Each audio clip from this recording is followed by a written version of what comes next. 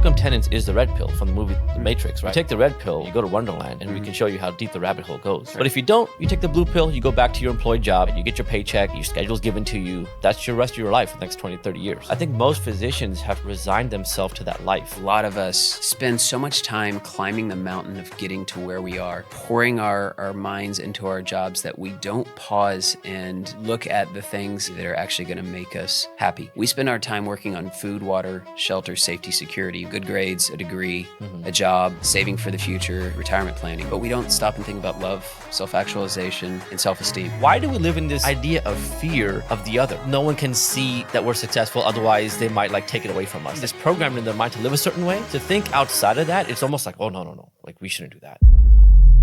Welcome to the podcast. This is Ali Chaudhary. I'm Locum United CEO, founder, also owner of the Locum Guru blog. And I'm here with the one and only Rob Moore, who is the AAEM Locum Tenens section head, and has been leading that for the past, how long now?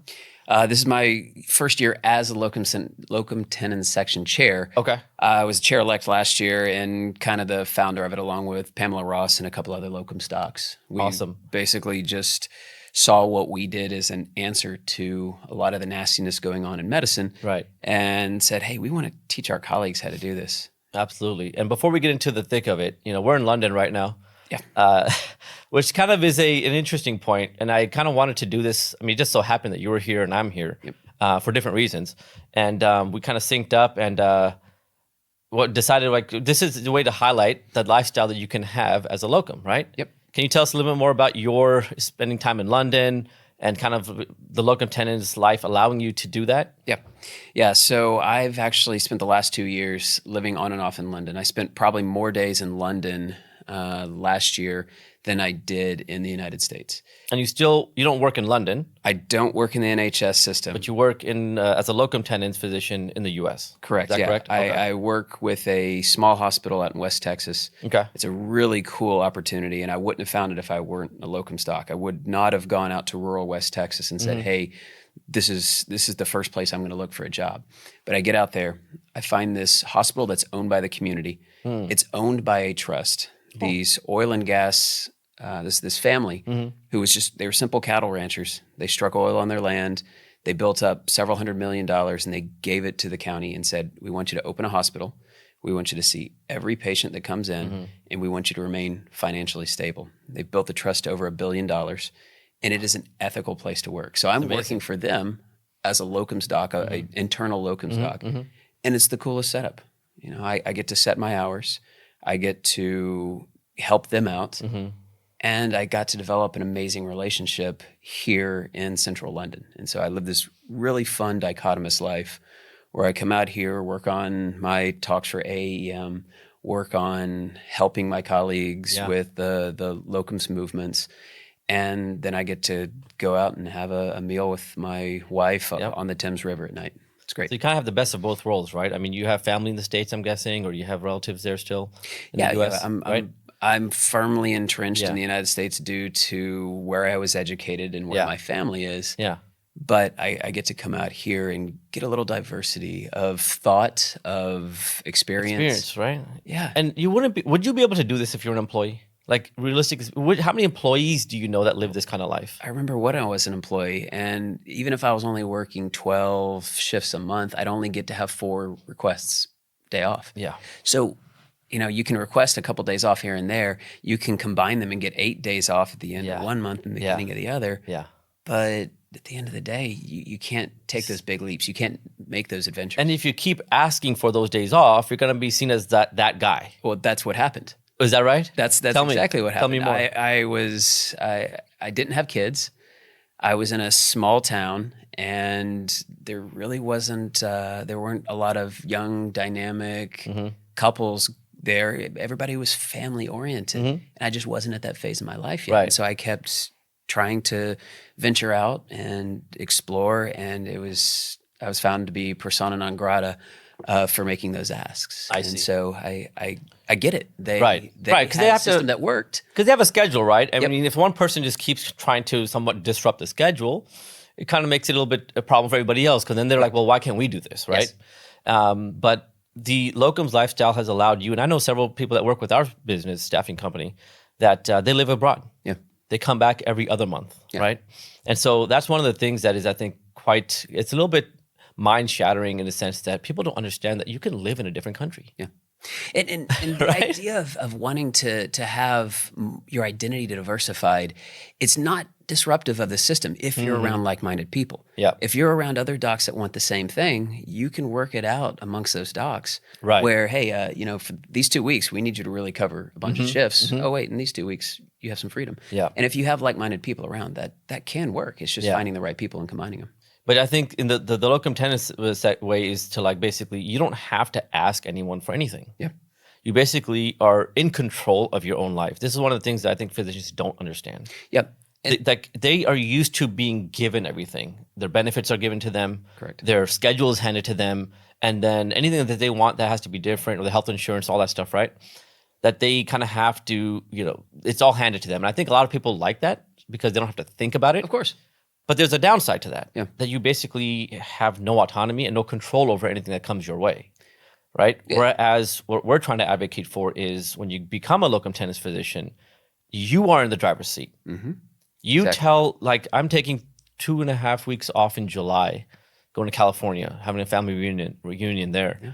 I'm taking a week and a half off in August, doing a family trip abroad as well.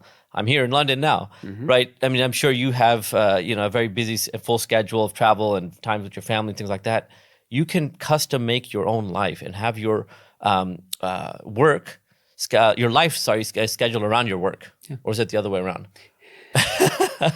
You know what I mean, though. I do, and like as you say these things, there's I think back to residency, and I think about the older docs who talk to me and have disdain for this mindset, and I want to comment on it because I think it's Why do you think that's the case? It's relevant. Yeah, I call it the old guard, and the old guard was the one that came in, gave unpaid hours, built up a practice, did all of these things that were needed to build a practice. But there is a difference between what they had and our current system.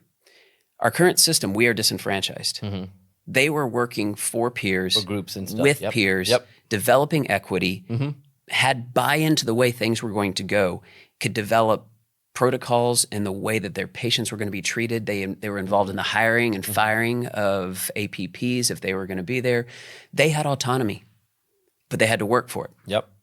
We're disenfranchised. So they were like business owners in a sense, right? And so they didn't necessarily feel like if they were working unpaid hours, it was part of their own business. So that's what you kind of do, right? To get the thing done. Correct. But we're now being asked to do those things without having any of the benefits that come along with it, right? We're not working for peers anymore. We're Right. working for an investment bank Right. that has interests that are malaligned with those of us and our patients.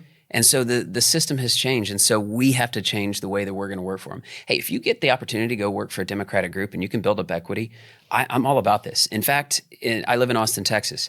If we can run off Team Health and maybe some other players that are in town, and we can start a Democratic group, I'll go back to that way of working. Yeah. If I can sleep in my bed and build up a practice and build up equity in something and have something that's mine, get paid on a K-1, I'd be down. But right now, that's not an option where I live. So I'm going to go work outside that system and hopefully disrupt that system because we have the opportunity to.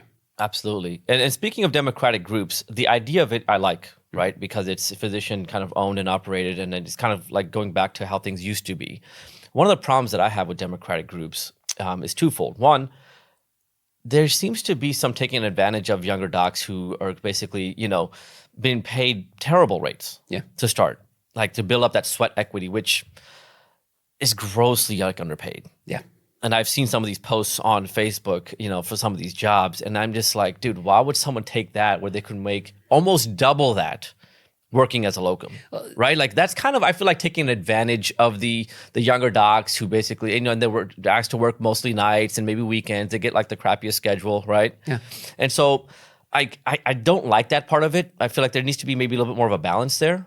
And two, there's no knowing when that doctor finishes that process of the buy-in, that the job is still going to be there at that point. That's the problem. There's no guarantee because these contracts are changing hands constantly, right? Yeah. So you could do say 3 years of sweat equity, and you probably left maybe almost $1 million or $500K plus on the on the table because you were, working for less.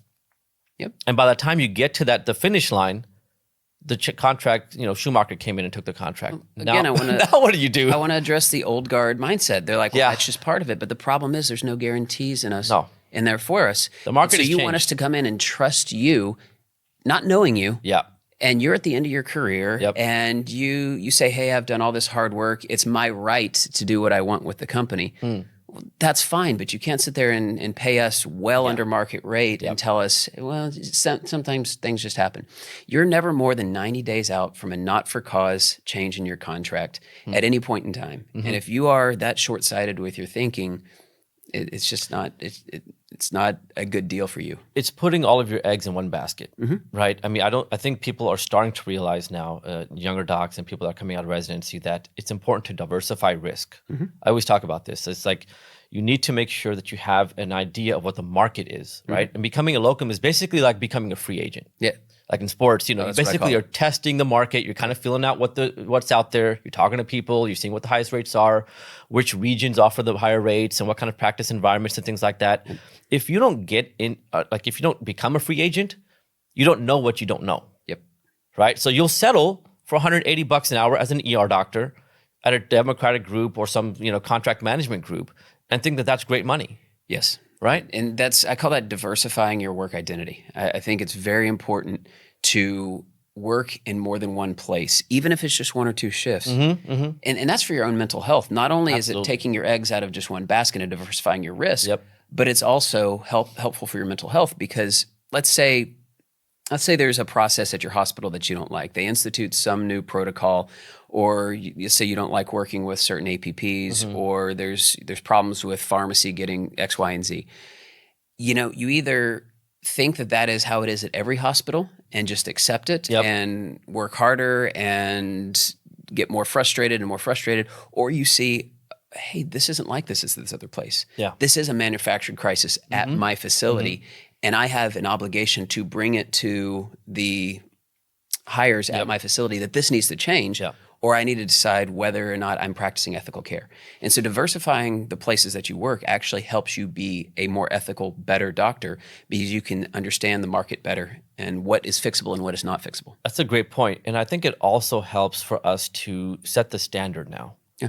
Basically, we're telling sites, if your practice environment, and your stuff isn't on par and safe for patients and for us to practice, then we're not going to work there.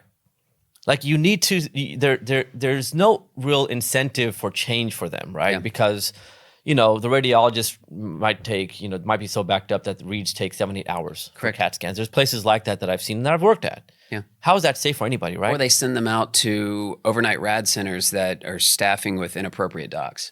That reads, or if you're lucky, right? I mean, or if you're, but like, it's basically us saying, we can it's basically like a free market. Correct. The free market, you put a product out there. If people like it, they'll buy it. Yeah. If they don't like it, they won't buy it, right?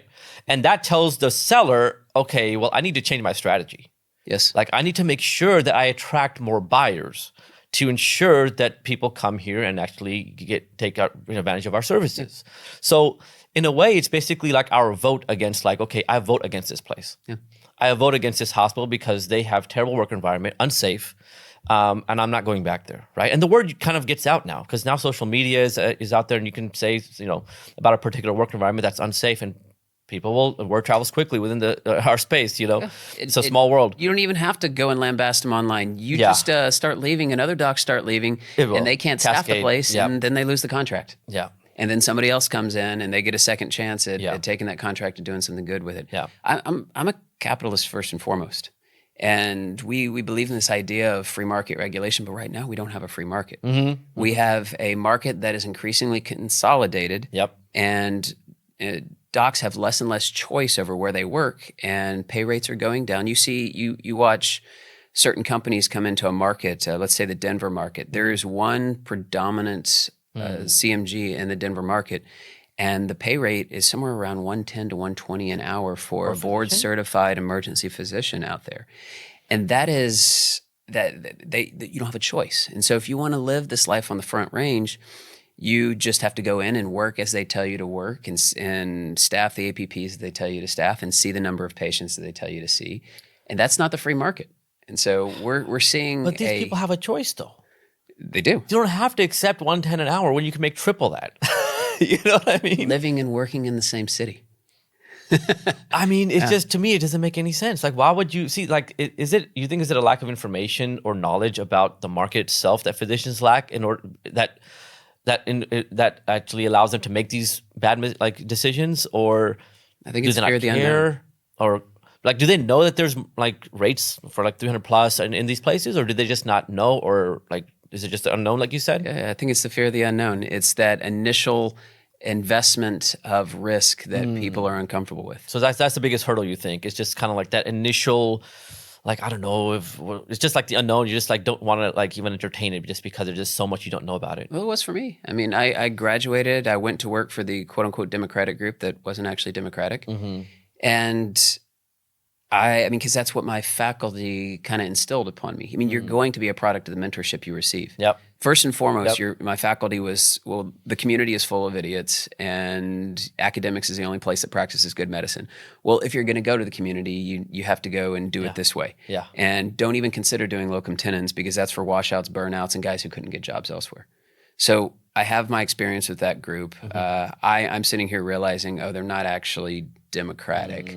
They're pseudo-democratic. They're more democratic than most, but they're not truly democratic. They didn't have open books. They didn't have, I don't need to get into all the details of it.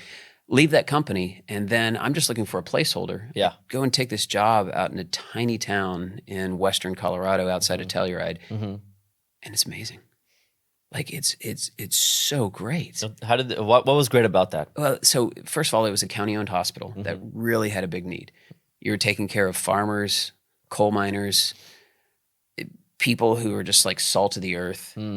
And when you come in as a competent doctor, they're so grateful that you were there, because they're using traditional locums companies, just hoping somebody will come out to this tiny town. And you're not getting people who love Colorado. You're getting somebody who's just, just looking for a paycheck. It's Weatherby just slotting somebody who... Spraying and praying. Yeah, exactly. Exactly. And so they got this series of uninvested locum stocks come in, and then I'm coming in. I love Colorado. I love the Western Slope, which is the area of Colorado this was in. And I'm sitting here saying, oh my God, this is a great opportunity. They're paying me well. Right. I like the patient population. I like the permanent docs that are there. Shoot, this is great. And so I worked there for a couple of years until their need dried up. And then I was like, well, let's just keep doing locums. They probably treated you like a rock star, if I had to guess. I mean, you just being a regular, good, high-performing doctor who's courteous to everybody. I've noticed in my experience, and I've had similar experiences going to some of these, far out places where there's no one around for there's no big city for like hundreds of miles. Yeah. And you show up there, and everyone just treats you like with such gratitude, right? The staff is so thankful. And I had a family doc that worked with us, locums, who had worked in the system, like for a large hospital system for like his entire career, 30 years or whatever. And then towards the tail end of his career, he decided to do some locums with us, and he went to one of these sites. And he tells me, he's like, Ali, like this, I really want to thank you, because this has like rejuvenated my excitement about medicine altogether now. Like I actually feel like I'm like a real doc for the first time in like 20 years. Yeah. Like practicing real medicine where you're sitting down with a patient, you're talking to them, they're like appreciative of what you're offering to them. The staff respects you, they appreciate you. And it's just like a different level of how people deal with you, right? And I feel like kind of you're being that guest, you almost get like somewhat preferential treatment in a way. Yeah, I mean, have you been in the situation where you walk in and you take a few shifts, and then the nurses start noticing, hey, this guy's doing it a little bit. When are you coming back? Yeah. Yeah. When they're like, oh, Dr. Moore, come on. Yeah. You got to take you got to pick up more shifts here. Yeah. More shifts. And I usually ask them like, why? Well, what kind? Don't you guys have other locum docs here? They're like, yeah, but they're like, they're like, no, but you guys are different, Yeah. But I think that, again, the tide is turning. Newer, younger docs who are out of residency are starting to go into it and starting to see this as a more lucrative lifestyle and more flexible. But yeah, so that's an interesting I think we all share similar experiences. Whoever's in the locums tenens industry. How long have you been into full-time locums? I've been doing that for about 5 years now. and Full-time, yeah? Yeah, full-time locums. Yeah, I try to carry about 2 employers at a time, 2 to 3 at most. That's the hack, right? Like you have to have at least 2 to 3, 2 minimum. Yeah. 3 is, I think, ideal. Yeah. And the reason for that is because if one of them tends, like they said, dries up and there's no longer a need, say they hire like a few full times. Yeah, no big deal. It's no big deal. You go to the other site, you're already credentialed and already offering shifts there. So you just kind of increase the number of shifts at those sites. Yeah. And so that way you're never out of work, really. Well, if you play your cards right. Let's contrast that with the W-2 worker who has quote unquote secure employment. Security, yes. I mean, let's look at the volatility of contracts in the contract management group world. It's higher than it's ever been. These companies are coming in. They are coming into a distress system. I got some insight from this small locums company in Texas that the guy was an open mic and he just blurted out things he shouldn't have said. And he said, listen, man, we come in, we take these contracts. We know we're not going to hold them for more than 2 years, but we can go in, we can make a little bit of money. The place is going to fall apart anyways. And then somebody else comes in. And like, that was mind blowing to me. They're just exchanging hands every few years, and I've seen this personally, like on the business side. Like we'll have contracts with certain places, and then another CMG comes in, and then a few years later another CMG comes in. Yep. And it's just like everyone's just like basically they have like almost like an inside. Like they have an understanding with each other. Yeah, this is how we're going to work. Yeah, it's like the Schumacher sound dance. It's like they just keep bouncing contracts off each other. If you look at El Paso, like it just keeps bouncing back and forth between those 2 companies, and nothing gets better. Yeah, but the hospital is the one that's making those decisions, right? Yeah. So what are they thinking when they're like trying to decide between the 2 same things, and they're not getting any results? Is there like no other option out there for them, or are they?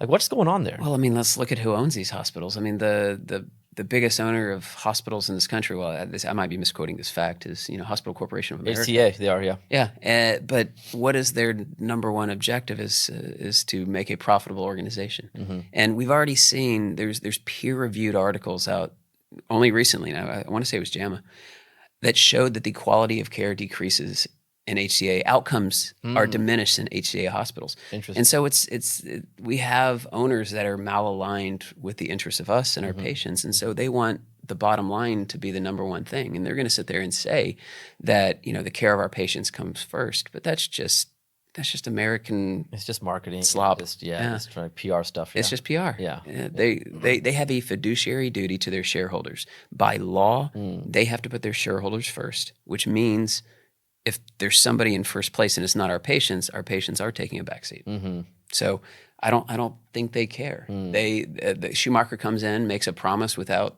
base, and I need to not lambaste one company over another, but a company comes in, makes a claim, and whether it's substantiated or not, that's good enough for that administrator.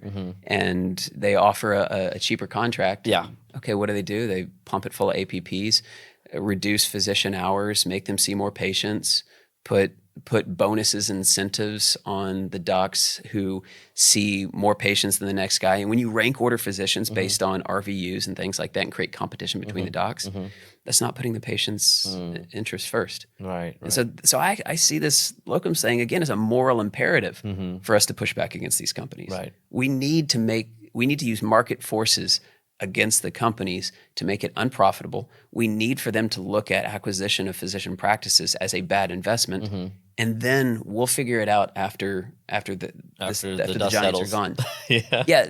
I think the thing is, the insurance companies are just going to take over whenever these CMGs leave. Okay, well, we'll fight that monster when that monster comes. Right. But right now, we have a big monster at our door. Yeah. And we know it's not good. Yeah. So let's take care of it. Yeah. And then we'll worry about the next thing when it comes up. Yeah, no, I think that's an amazing point, because you and I were at this Locum Tenens meeting recently in Austin. Yeah. And we attended the section meeting, and obviously you were leading it. And I remember as you were talking about just giving your introductory talk and whatnot, I was like, man, this guy's just taking the thoughts that I have in my mind that I've kind of developed over the last few years being in the industry, and he's just like putting them out there, like, out of his on his mouth, on his tongue. And I'm like, there's a lot of physicians that I think feel this way, are kind of starting to see the light, right? And I agree with you. I think it's laziness to not want to take action. Like if you're sitting back and just expecting your employee or your situation to change without you doing anything, then you're lazy and you don't really want change. Yeah. right? And then you shouldn't be complaining. Yeah. Like a lot of physicians, I feel like are stuck in a sort of what I call like a healthcare matrix. Yeah. Right. And I wrote this article and I talked about it in my previous podcast, like take the red pill. This was back in 2018. And so it was basically Locum Tenens is the red pill from the movie The Matrix, right? If you take the red pill, you go to Wonderland and we can show you how deep the rabbit hole goes. That's right. But if you don't, you take the blue pill, you go back to your employed job. You believe whatever you want to believe, right? You get your paycheck, your schedule's given to you, and that's your rest of your life for the next 20, 30 years. Yeah. I think most physicians have kind of just resigned themselves to that life. There we go. Right? Instead of using the word complacency, I want to use, laziness, I want to use the word complacency, because their priorities changed. I mean, they started having kids, they bought a house, they have this mortgage, they're maybe operating out of a fear-based dynamic, and nobody's shown them an alternative. Well, here's an alternative. You can still sleep in your bed. You can still work in your same town. Yeah. You might have a 2-year non-compete with company A, but there's 2 companies in your town. So go work Locum Tenens for that other company for 2 years. Right. And then you can go back to your old employer and still be in the same situation, working in the same way, but now you're taking a stand against these companies and making it less profitable for them. Yeah, I think fear for me is like, I think one of the major things, like we've talked about this a little before already. Like I think fear is the biggest deterrent. And, I think one of the things that we have to try to do as physicians who've been in this game for a while is to show people that it's not that scary. Yeah. Yeah. Like, I mean, we're here, we're living a good life. I mean, I'm very blessed, very happy. I would argue that I'm a lot more fulfilled in my life and career than a lot of my colleagues. Oh, absolutely. If not all of them, because I look at their faces and I know that when they're looking at me, they're kind of like this bastard, with like this guy's doing some it. rare exception. I think most of our colleagues that are working at the big 5 CMGs, they're not. They know that they can be practicing in a different way. Like they know that they're not quite doing things the way that they idealized medicine when they were med students and residents. Yeah.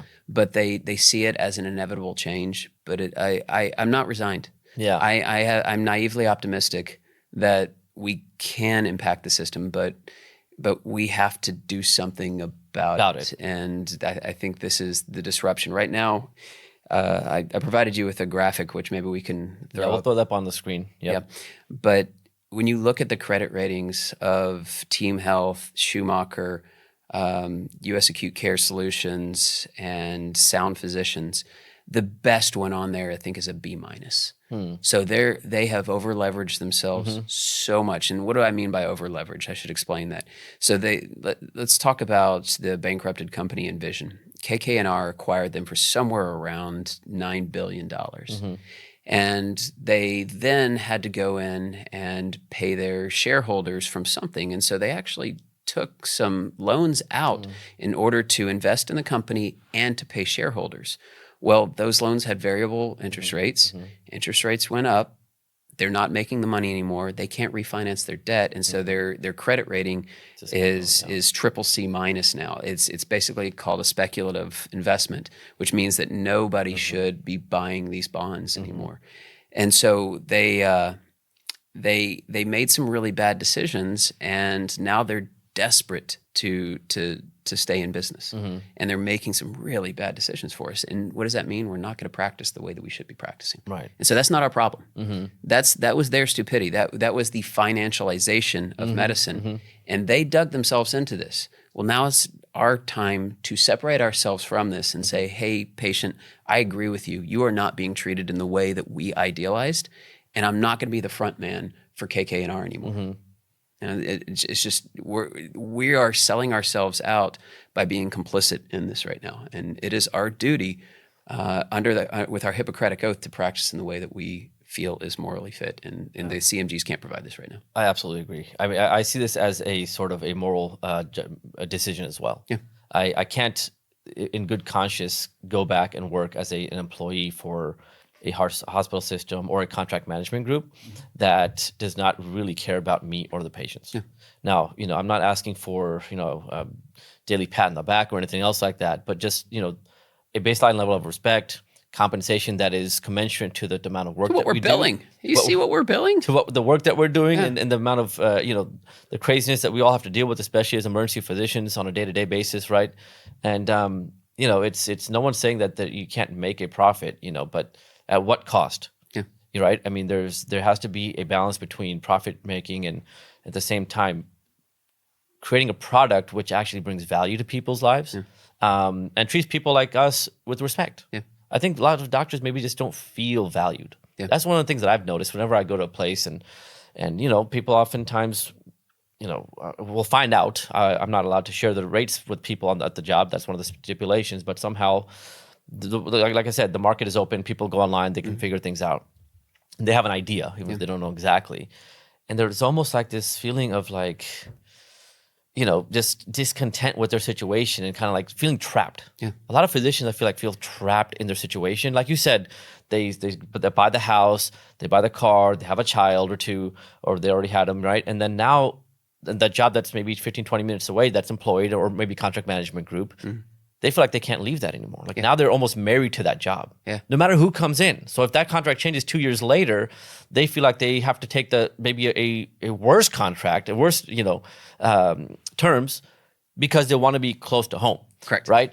But as we know, there's opportunities within driving distance in many regions of this country where you can go to locums, and come back sometimes the same day if you're lucky. For myself, I drive a couple hours, stay a few nights, work my shifts in a block, and then I come back home. And so overall, so there's two ways you can do this. You can either work the same amount of hours that you would work as a employed doctor or a CMG doc, and you'll make a lot more, right? And then you can work less days. Maybe I would say 20 to 30% less, and make the same amount that you would as a full-timer.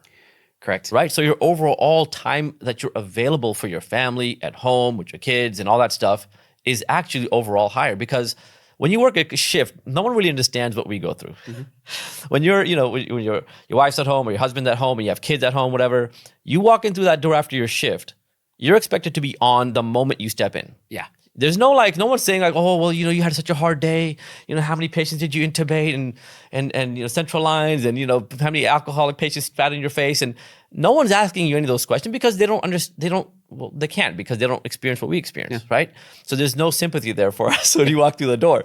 But so you're expected to be on. So there's no real breaks between that, because I feel like our work is so intense. Like Absolutely. You need a little bit of time to unwind between shifts, because it's just, for me, I just like turn the lights off. I'm at home. I just want just zero stimulation. Yeah. Go to the gym. Just go to the gym. Just chill. Relax. Whatever. But I think that's one of the advantages that I see for Locum Tenens as well. This is a little bit of a side note. But between shifts, and I know mothers who are locum docs, and they're like, this is a dream. Yeah.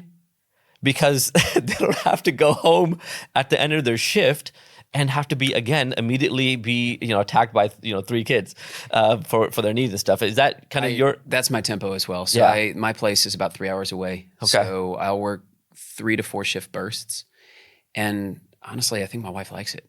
It's good for the relationship. It's great for us to have these little micro breaks where we can both decompress a little bit. I go to my job. I go to the gym for 2 hours after leaving that job, and then I go sleep in a hotel. I've got a 3-month-old at home. Yep. And so when I'm there, if I have to get 8 hours of sleep, it's going to take me 10 hours to get it. Yeah. And so I actually would have a more difficult time working at home. Right? Working at home and working a morning shift or something like that. I mean, right now I'm waking up at 10 a.m. because it takes me 10 hours to get 8 hours of sleep. Yeah. So it's really great. Now, we have brought in a nanny, and the nanny has helped out a lot, and that's honestly because I have more disposable income as a locum doc, and I'm only working 6 to 10 shifts a month. And that's the hack, right? Like you can, I think that's one of the things that there's a way to compensate for the fact that you're not going to be home for a few days, right? I'm you can home provide more, some extra and help. I'm more home when I'm home. Yep, exactly, right? So it's not like you're half dead when you're home. Yep. You're You're ready to go. Yep. Right? As opposed to being expected to do things, but you're just like, oh, I'm so tired right now. Okay, so I'm gonna take a little tangential turn here for a second. And one of the biggest things I hear from young docs is, I need the benefits. But I can't leave because I need the benefits. They do a 3% retirement matching. How am I going to get that? How am I going to get health insurance? How do you get your health insurance? What do you do? I just went to the marketplace. I live in Pennsylvania, and so there's this government website called Penny where you kind of have to go through it. I went through there, but I guess initially before I did that, I went through Capital Blue Cross. And so I guess they stipulate you have to go through this government website, and then you can basically choose their plans through that. And so, I mean, it's not rocket science. It's just like buying, I don't know, something on Amazon, essentially, right? You go and you select your health plan that you want, and it just auto renews every month, and every year you just have to say, do you want the same plan? I just click yes, and it's done. Yeah. And so that's worth commenting on, because when the Affordable Care Act came out, personal insurance, marketplace insurance was real expensive for high income earners, but that's changed. Yep. And the marketplace is actually improving decently. Meanwhile, small group health insurance is becoming less and less valuable. And what these insurers are realizing is these small groups come in, and believe it or not, some of these big CMGs are still not that big of employers where they're getting massive negotiations with the insurers. Some of them aren't. And so if you're working for a medium-sized CMG, they're not getting the leverage that they need to negotiate well. So they go in, they buy a plan, and it's cheap for the first couple of years. But once the actuarial calculations come up, once the utilization actually happens, these plans go up, and they actually end up costing more than marketplace plans after a few years in some instances. And so the value of small group health insurance has gone down. Meanwhile, marketplace insurance is actually more attainable. So the argument of you need a W-2 job for the benefits, that's null. It's a myth. It's again something that has been ingrained in us, right? Like, I think like medicine it's been the thought of how to practice has kind of carried over, right? And so the way people have practiced always is like, okay, you just go into like your employed job, you just go into their independent group or whatever. And like you said, locum tenens is not the way. You're not encouraged to kind of think outside the box. Right. You're encouraged to think inside the box. Old guard mentality. Exactly. And so the benefits thing, the health insurance is a tax deduction.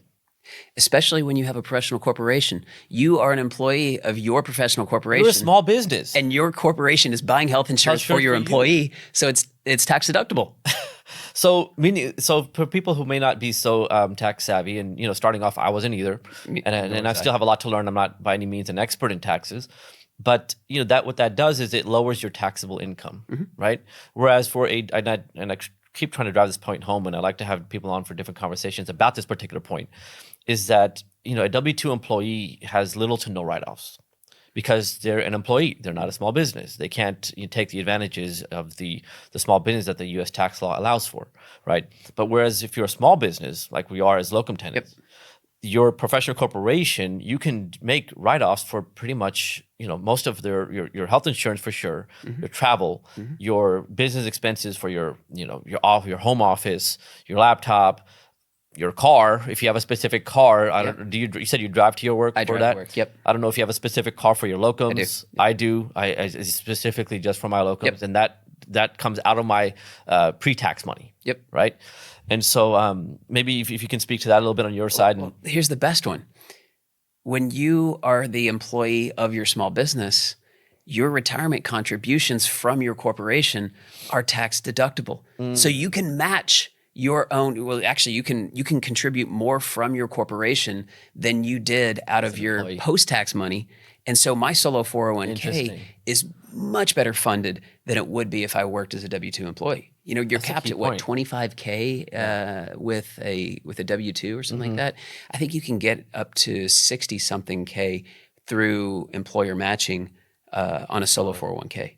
So, and that's pre-tax. And some of that is pre-tax. Some of it's pre-tax. Some of that's pre-tax. That's huge. Yeah, I think finances is something that, and I'll admit this for myself, is not a strong point when I was graduating residency, because we're so busy studying medicine and so on and so forth, right? They don't teach it. There's no experience unless you've done it pre-medicine or have some background in it. You're not going to know more when you're done with medical school.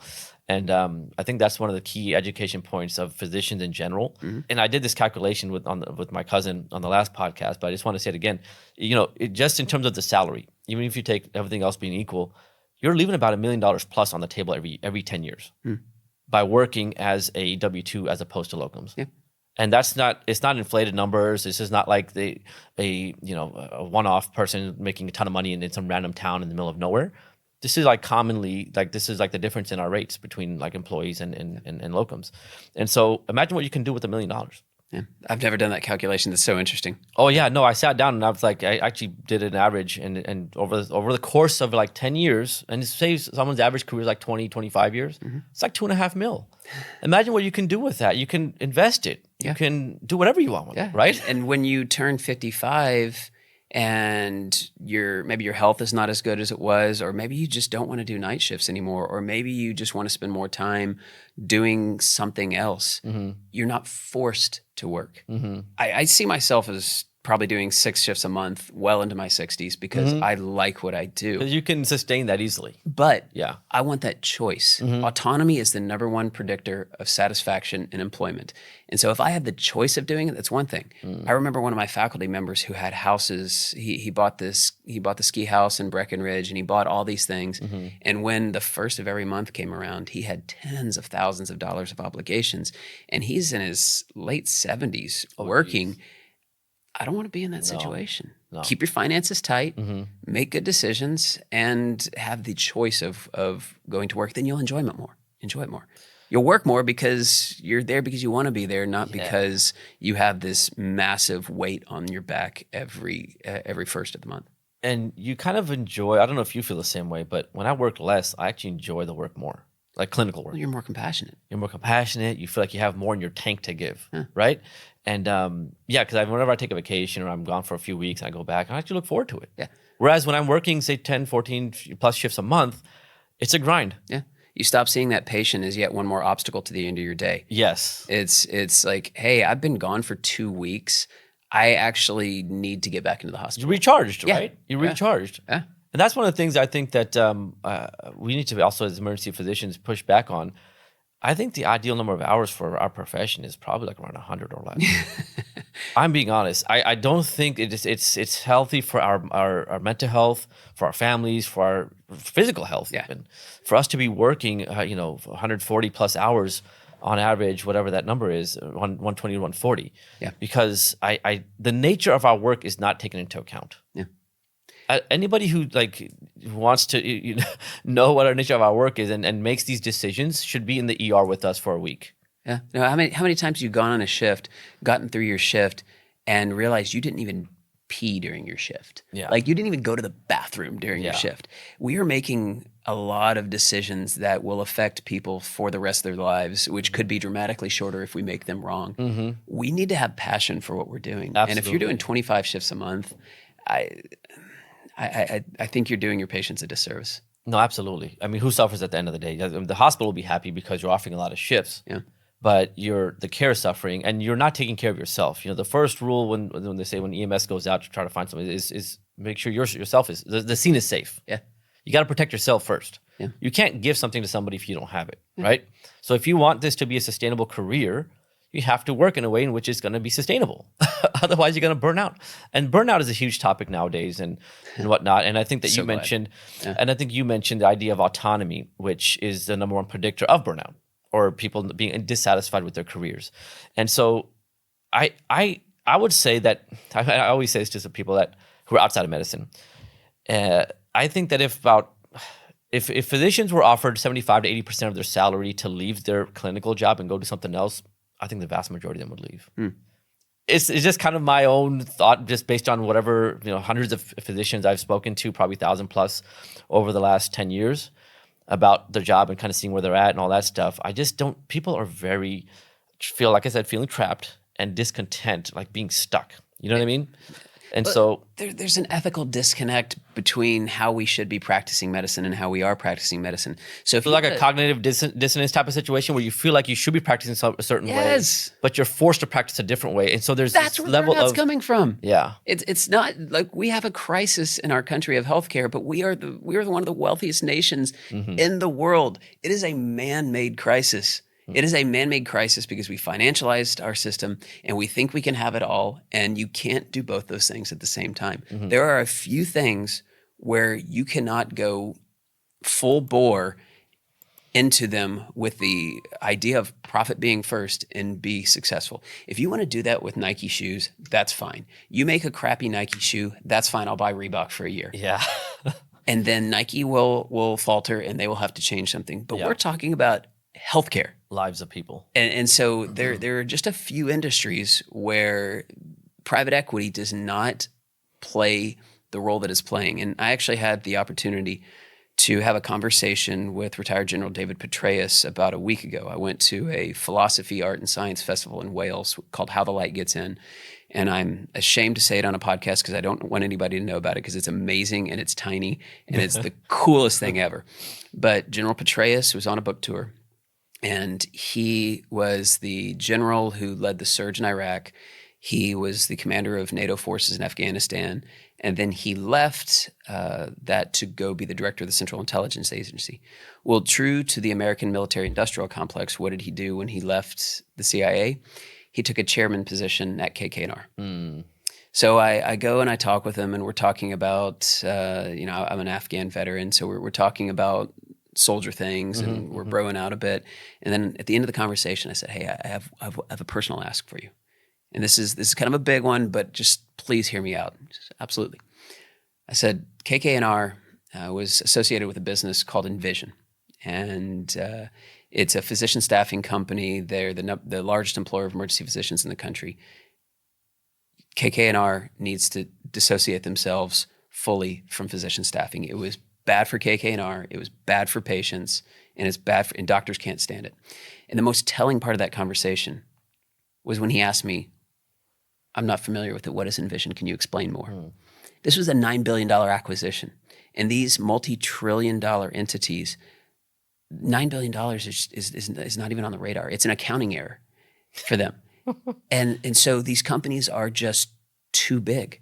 And they don't have the knowledge, precision, or ability to run these companies well. And so, there's just a few things. I'm a capitalist, man. Yeah. But there's just a few things where we're not doing it right in America.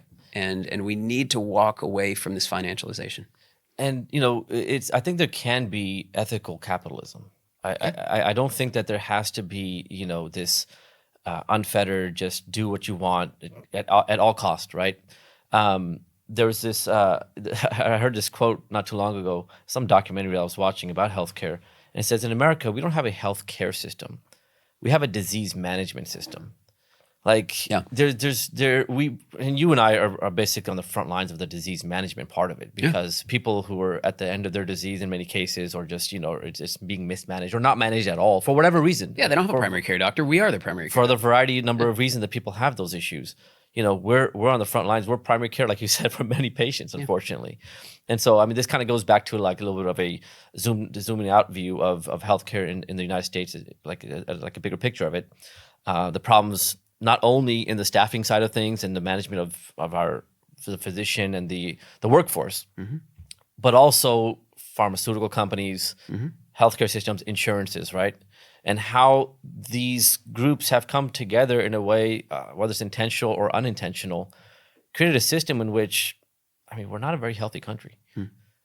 To say the least. And I'll say this. I've been walking around London the last few days, and I haven't seen anyone with a BMI over 20, 25 maybe. Yeah. I personally have not seen anyone yet. Yeah. And I'm going to, I'll be traveling soon somewhere else to Istanbul, and I've been there several times. You don't see that type of situation, right? And the diseases and the healthcare issues that come along with something like that. Yeah. And so, that could be maybe a topic for another podcast. Oh, absolutely. Yeah. We could probably go on for a while about this, but I think, people need to start thinking about, again, control. We're the base unit of that provides access to people for healthcare, right? And if we're controlled, we have to operate on the rules set by the people that are above us. Yeah. But if we are in control, which is what we're arguing that locums lets you do, then you don't have to operate in the way that you were expected to if you were an employee, right? It's just kind of, again, it's like rearranging your mind to think differently. And I think physicians have been for so long just programmed to think a certain way, that this new type of thinking is something that I think is that we just really have to try to drive home to people and to try to just think differently, right? Well, there's a disconnect between the stakeholders. In traditional American medicine, the physician owned the practice. If the physician did great, the patient was happy. If the physician screwed up, the patient could then sue that physician, and rightly so, for neglect, for malpractice, for whatever you want to call it. But now the system has been changed in a way where we don't have that control over the way we're practicing, and yet we are still the target. Still held liable for any issues. So when the patient has a bad outcome at an Envision site, you can't sue KKNR. You're not suing Envision because you signed something in your contract that says that we don't control the way that you practice. Right. But yes, they do, because they control when you show up. They control the CT scanner, the 16-slice CT scanner that's in that freestanding ED. Well, maybe they do, maybe they don't. But they are controlling the APPs that they're hiring that you've never met before, that you have to sign their charts for. You have to sign a chart saying this nurse practitioner or PA that you've never met. And don't get me wrong, I am not on a bend against nurse practitioners and PAs. There's good ones out there. But when somebody comes straight out of school, had 500 patient contact hours, and is put directly into an emergency department, and you're expected to sign their chart, they've offloaded the liability onto you. It's a little dangerous. And there's no connection between the stakeholders anymore. We need to restore that connection. And the physicians should be held liable when they don't practice appropriately when it's under their control. Slightly different topic here. Press ganies. I saw a post recently on one of the Facebook groups of docs, and someone had mentioned something about press gaining, and I'm like, there's nothing that upset. Well, there's many things that upset me about healthcare, but there's one thing that really just kind of annoys me. This whole idea of press gaining. Because I remember when I was an employee for a few years when I first got out of residency, my bonus was tied to the press gaining. And the end of 2 patients that filled out the press gaining, both of those were negative. Yeah, of course. So out of 2 patients of the hundreds that I saw, my bonus was basically held back from the comments of 2 patients. And you and I both know there's plenty of patients that come in that will be unhappy because we didn't give them what they wanted. And not all of them are seeking and things like that. I'm not saying that, but there's sometimes what is right for the patient. And if you don't give them what they want, even though that might be harmful, you're going to get a bad review. Well, even if you do your best to give them what they want, they had a long wait in the lobby.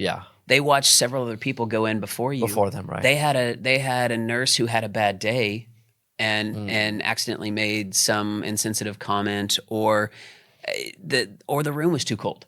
Like, there's just so many things that you can't control there. And so, tying reimbursement comes out on to you, that right? is really problematic. But I find as a locums doctor, I'm going to go in and I'm going to practice at the ACEP stated 2.2 patients per hour. That's what I'm going to do, because it lets me sit down, make eye contact, let the patient speak until they don't want to talk anymore, and communicate in a way that I would want to talk to a family member, as opposed to going into a place and just burning down the house and trying to see as much as possible and move meat. Do you, as a locum doc, is there anything tied to your rate or anything like that, to a press gaining or some other metric that kind of, that you're rated by? Is there anything that's... I've left jobs when I took a job with Schumacher in El Paso, and I went in at an hourly rate. And then before I even worked my first shift, they said, in 90 days, we're going to shift you over to metrics and RVU base. As a locum? As a locums. And wow, I've never heard of that. And I went in, worked my first shift. It was not a pleasurable shift. It was actually the day of the El Paso shooting at the Walmart. Geez. And I saw... And you were in El Paso? I was in El Paso. I was the only military trained doc there. And we were the number 3 hospital that was going to be receiving patients. Jeez. And we did receive victims from the Walmart shooting. And that had nothing to do with why I didn't come back. We did a great job on those patients. But what we didn't do a great job is recognizing the infant who had hyperbilirubinemia, who just sat in the lobby, and I asked them to move the patient back. That troponin that took hours and hours to come back and ended up being an NSTEMI, and couldn't move that patient. And either way, it was just a really nasty place. And I realized that, plus the institution of metrics, said, I don't need to be back at this place. You can't be held accountable for things that are outside of your control. Correct. Healthcare systems and, again, contract management groups, they're making their problem our problem. Correct. Yeah. It's don't do that. Yeah. I want, your problems are your problems. You over leveraged. You made bad business You're decisions. The one. So why are you? Why am I being at the end of this issue that you've created? Yeah. And now I'm being held accountable, and there's financial consequences to that. You're the front man. You're the front man. Yeah. So it's what? How does that make any sense? Yeah. Right? How anybody would even accept that is interesting. But another thing I wanted to mention is that have you noticed? I've posted recently a job in Facebook. It was an AI generated image. Okay. It was a man who was sitting in front of like a car, like a sports car, a doctor wearing like a white coat, just happy. His sun's out, it's like by the beach. It Doesn't sound real. Yeah. It was just like an AI generated image, right? It was because it was a job that was by the beach somewhere. So I just typed in Chat GPT, show me a picture of a doc who's happy, at the beach with a nice car or something like that, and it popped up this image. I'll show it to you later. Yeah. Maybe I'll pop it up on the screen. And so I posted that, and then it was so interesting to see the comments. Are you in that group? I'll have to show you. No, I'd love to see this. It's hilarious. I got so many negative comments about The comments are where the meat is. That's dude. Yeah. And it was hilarious because I was just laughing. These people were like, oh, well, I don't like, even if you were offering this job, like I wouldn't take it because of this image. I'm like, why? What the heck is wrong with the image?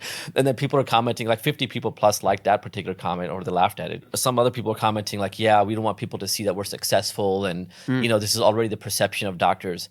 And I'm like, I'm not going to curb how I live my life. First of all, it's a closed group of physicians. No one else is seeing this, right? But even if, like, why do we live in this sort of glass of fear? Like in this sort of, this glass house, like no one can see that we're successful. Otherwise, they might like take it away from us. Like this, again, this idea of fear of the other. Like I almost feel like doctors limit themselves from living a life that is fulfilling. Yeah. Like there's almost, again, it's ingrained, it's programmed in their mind to live a certain way. Yeah. To think outside of that, it's almost like, oh, no. Like, we shouldn't do that. Have you noticed that or experienced that in your experience? That's happened to me a few times in healthcare. Even before I did locums, I bought like this, like a nice sports car for the first time ever. Like, finally was attending and I got a very good deal on one. And I remember pulling into work one day and like some of the attendings made these comments like, well, I wouldn't have made that. I mean, I would invest all my money. I'm like, what the hell does that matter to you what I'm doing? Like I can do maybe what I want, right? I recently gave a talk to a group of physicians about kind of mindset of the job. And I think a lot of us spend so much time climbing the mountain of getting to where we are that we never learn to think in a different way. It's all about thinking about the future. It's all about thinking about pouring our minds into our jobs that we don't pause and look at the things on Maslow's hierarchy that are actually going to make us happy. We spend our time working on food, water, shelter, safety, security, which for a doctor is good grades, a degree, a job, saving for the future, and retirement planning. But we don't stop and think about love, self-actualization, and self-esteem. Absolutely. And those are the things that we really should pause and say, hey, have we prepared ourselves for love, self-esteem, and self-actualization? And if you haven't, it's time for you to evaluate the way that you're looking at your life. Because if you're going to make this hard charge, this sprint to the finish line and just retire and everything's going to be better then, you haven't prepared for that. You haven't trained for that. It's like walking onto a tennis court, seeing Serena Williams over there and saying, hey, I can just do this. No, if you're not working on actively. the other side of your brain and working to curate how you're going to live a good life, then you're not going to know what's happening this time. And then you're not going to have those good relationships with your kids. Right. You're not going to have this ideal picture of all your grandchildren gathered around you next to a fire as y'all all have a nice holiday meal. It's going to be the absent parent that was never there and doesn't know how to interact. And so you really do need to be thinking about these things. And be it a sports car or taking more vacation or whatever you're passionate focusing on downhill mountain biking every now and then. Or attending, you went to, what was it, a play recently? What the one that you went to in Wales? What was that? Yeah, How the Light Gets In. It's a philosophy, science, and politics festival where you have some of the world's most dynamic thinkers coming in and just giving contrarian views on life and saying, hey, what is the future of AI going to mean for doctors? But they're not just doing it in a fear base. They're actually breaking things figure it out, down. Right.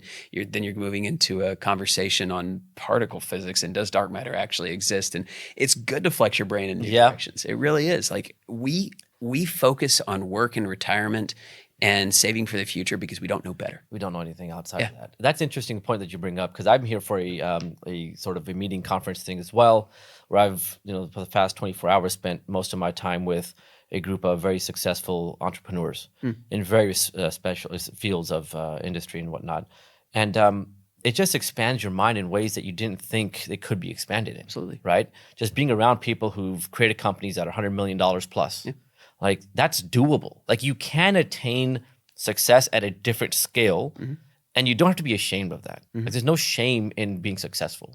Doctors, I feel like almost feel ashamed sometimes, or like somewhat reluctant to, they're afraid of maybe someone will think, well, we make too much money because we're doctors.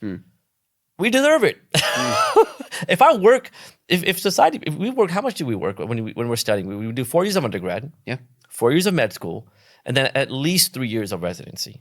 Oh yeah, and then we're saddled with hundreds of thousands of dollars of debt at 7%, and every time we walk into a room, we're in a high liability situation where, I mean, if you're sued in the emergency department, it's probably going to be for $1 million+. I mean, like there is liability associated with just walking into that room, and so fair compensation in the environment that we work in is absolutely critical. Like you are doing a disservice to yourself if you're going in there and taking $125 an hour. I mean, it's just. I mean, that's just. I mean, I know I pay PAs more than that. Yeah, legit. If you're taking $120 as a physician, you're doing something really wrong. Yeah, well, and you're setting yourself up for bad failure to work until you're 70. Yeah, full time. Yeah, right. If that's what you want to do, go for it. I saw a statistic yesterday: 25% of American physicians do not have $1 million in their retirement savings. 25 over 60. Pardon me. 25% of American physicians over the age of 60 do not have $1 million in their retirement over the age savings. of 60. Over 60. Jeez. Now that's not emergency physicians. Right, that's across the board. But in the United States, you can't retire for that. Like you can't. Not now. No. I mean, things are so expensive. Interest rates are high. The cost of healthcare is high. Healthcare is high. Everything. Yeah. Right. In the last few years has gone up quite significantly, and so yeah, man. Anything else that you wanted to? Oh yeah, I want to do a short plug for AAM. For sure, go for it. So, I highly encourage doctors that are doing locums to be involved in the American Academy of Emergency Medicine, and the reason is, you don't have to do anything. You don't have to show up to the meetings. You don't have to go to Washington D.C. and put on your white coat and march. But we need, one, the financial support to take on the CMGs. And two, we need the numbers. ACEP has around 36,000 members. We have around 4,000. And we need our representatives to listen to us when we go to Washington, when we go to our state representatives. And so I don't care if you show up to a dang thing. Please just join us and make that contribution. If you're going to choose between ACEP and AEM, AEM stands for the individual physician. ACEP is changing its wording, but they're not there yet. And there's one group that does look out for the individual physician, and it is AAEM. Now, once you get involved and start seeing the emails and start hearing the stories, you might find yourself involved, and that's what happened to me. I was not involved in advocacy or any of these things at all, and then I kind of got pulled into it just out of interest, and now this is very important to me, and it's become a passion project. So please just join AAM and stay in it each year. So. Absolutely. No, AEM is a great organization. I mean, I've been in and out of AEM, but during COVID, things kind of fell apart. But now I'm an active member, and I think that, just to echo what you're saying, we have to join up and partner up with people that think like we do, right? And again, as physicians, this whole conversation is about taking control back. And, I think we should advocate for ACEP too. I mean, we should be working to try to bring all these large organizations that represent us to put control back in our hands and not allow corporate interests to dictate how we operate. That should be, I think, a critical point of how we deal with these various organizations. If you want to be a part of ACEP, be a part of ACEP, but be a part of trying to make it where it's bringing control and autonomy back to our hands, right? And ACEP has changed its wording somewhat, but they haven't gone far enough. And I did renew my ACEP this year for the first time in several years, but I'm paying it quarterly. So they need to know that they're on notice, that we're paying attention, right? Because you can talk about ultrasound and EMS and talks all day long, and those are really cool things. But if we don't change the marketplace where we are delivering healthcare, those don't matter. Yeah. Because you're not going to be able to do those nuanced things, things. if you are just a pawn, a cog in a wheel, a machine, and if you are looked at the same level as an APP or nurse practitioner. And that's kind of how these CMGs look at us. Yeah, one's cheaper than the other one. By law, we got to put a doc in there. But, that's another thing. So that's why changing the market is the most important thing we can do right now. Absolutely. And I think that for us, the idea, and for me, Locum Guru, the podcast and the blog that I have, the whole idea is to basically start and create a movement. Absolutely. It's to change the minds of physicians who have been programmed to think a certain way, pull them out of the healthcare matrix, and have them take the red pill and see where the rabbit hole can go. Yep. If you see, I think, they say seeing is believing. Just people just haven't seen it enough. No. And part of the thing of us sitting down and having this conversation in London is to kind of highlight that point. Maybe we can go to another location and have another conversation somewhere, when we have some time. But I want to appreciate and thank you for coming out to the podcast. Any last words or anything else you want to add? Or now is the critical time. We talked about the credit ratings of these companies. Goliath is on the ropes. It is the time for you to start that locums. You are not only doing yourself a favor, but you're doing the industry a favor to make it unprofitable for CMGs to operate. So that's your families. And your families will thank you. Yep. Right? You'll make more money, you'll be able to travel more, and you'll have more fulfillment. Like I started 2 businesses while still working as a full-time locum, 100 plus hours, right? I'm able to do a lot just because of the autonomy, like you said. Mm-hmm. When you're able to create your own schedule and schedule yourself in ways that, take weeks or months off at times, you can do other things, passion projects. You can attend, if you want to start a business or you always wanted to learn the guitar or whatever it is, climb Everest. People have various passions, right? And so I think, part of me, one of the things, and maybe, I don't know if you can speak to this before we finish, is that for me, it was about just rediscovering myself after I finished residency, because Absolutely. I had just 10 years of my life had pretty much written off. I didn't do any of the things that I would like to do.